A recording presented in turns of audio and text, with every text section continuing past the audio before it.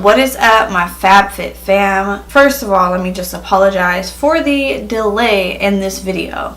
I know this video was supposed to go up last week and I didn't get to it, so I apologize. But I'm sitting down in a more formal setting for you because I want to kind of explain what me doing a weight loss or eating and exercising based on my genetics came from and looks like, and all of that information. And I did my makeup so I look a little decent, you know. And oh, by the way, I cut my hair, if you didn't know already. If you didn't follow me on social media, on Instagram and all that good stuff, then you would know. But here I am. Let's just jump right in, shall we? I want to say 3 years ago I did a genetics test. A friend of mine works for a company and this is something that they offer. So I did it. Basically what it requires is a swab in the mouth, stick it in the tube, send it off to the what is this called? Health company.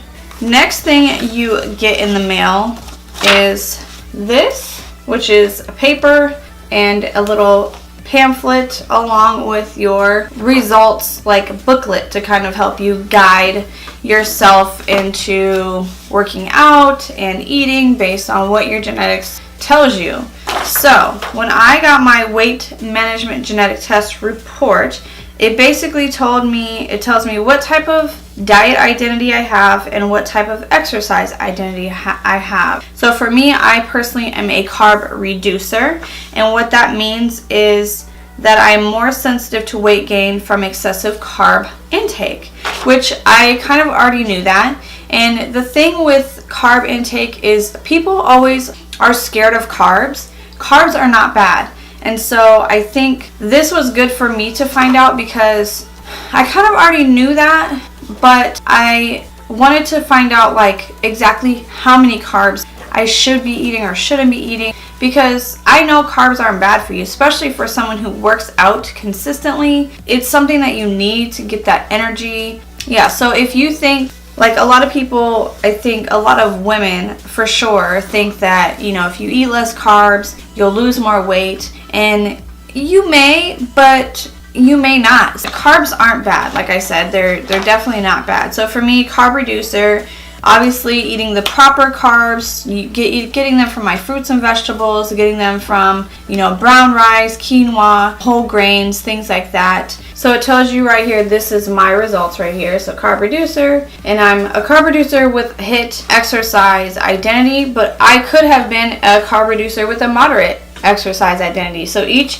type of diet identity you are can be aligned with a different type of exercise identity. So not everyone is going to be the same. Moving on, this kind of gives me an idea as to what that carb reducer looks like. So on mine, I have my carbs even though I'm a carb reducer and an excessive amount of carbs is not great for me, most of my eating is carbs, which is crazy, right? So I have 30 to 45% of my daily intake should be carbs, and my protein is 15% or less. I was eating way more than that. That just says a lot. Like for me, I don't necessarily have to have meat. Like it's good and I enjoy it, especially for the cost. Like for me not to have to buy as much meat as I was, it's saving me so much money, which is great. But also just knowing that I can have more of those, you know, high in carb vegetables like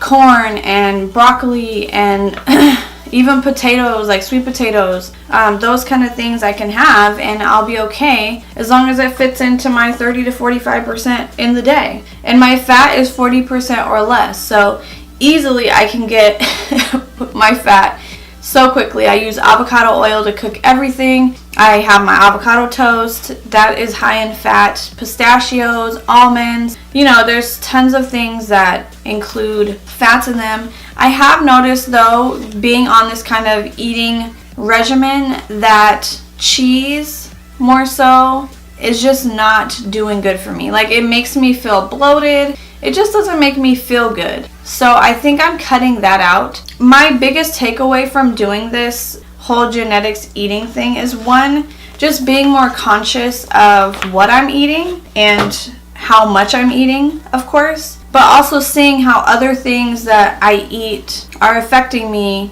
that I wasn't really paying attention to until I really had to focus on the things I was putting into my body. So just being more creative with meals and being okay with eating some of the same meals every single day. Like every day when I break my fast, I have my whole egg with egg whites and my avocado toast, and that's my breakfast. Well, my breakfast / lunch, since I break my fast around like 12:30, 1 o'clock every day. Just being okay with, if I'm gonna eat something that's not the greatest, just know throughout the day I need to eat a little bit lighter. That way I can have those extra calories to eat at the end of the day. It's just all about learning what works best for you, how you feel after eating certain things. Are you lethargic? Are you energized? Are you bloated? Do you have phlegm? Are you congested? All those things are signs of that food is affecting you negatively. So just take note of that. That's the biggest takeaway I've had from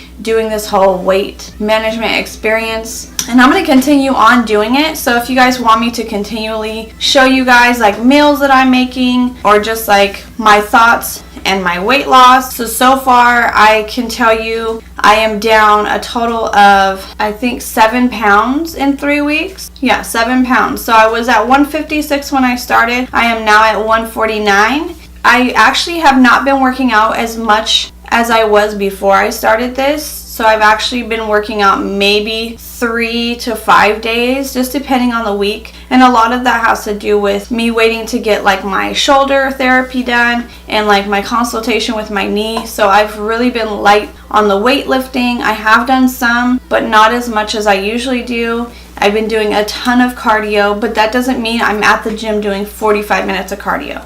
Absolutely not. Like, I cannot do it. So for me, I'm doing like 10 to 15 minutes on the treadmill, and then from there I'll jump over to the Stairmaster. But yeah, so far my stomach is not looking like super great right now, but so this is my stomach right now. And I'll have to show you guys. I'll pop in like a before picture from when I first started. So I think my results are like pretty decent. Again, I'm down 6-7 pounds, so I'm not mad at that at all. Alright, so I think that's it really for this video. I didn't vlog, I just wanted to do a sit down, formal sitting, kind of talk about the weight management program. If you guys are interested in something like that, I have the link down below. I'm not affiliated with them or anything. I did pay for my own. Check it out if you're interested. I think it's just good knowledge to have, because hiring a coach or hiring a nutrition, they can only tell you so much, and they can only do based on the reactions you have to foods and working out. But if you want to kind of get like a deeper perspective, just like you would do a DNA test to find out what ethnicity you are, this is kind of telling you like what your insides react to on a more like specific direct response. So I hope you guys enjoyed it. Check the links down below. Make sure to sign up for my email list, and let me know in the comments if you guys do want more specific workouts. If you want me to show you a HIIT workout for home and the gym, I would love to film it. So I love you guys, and I'll see you in the next video. Bye.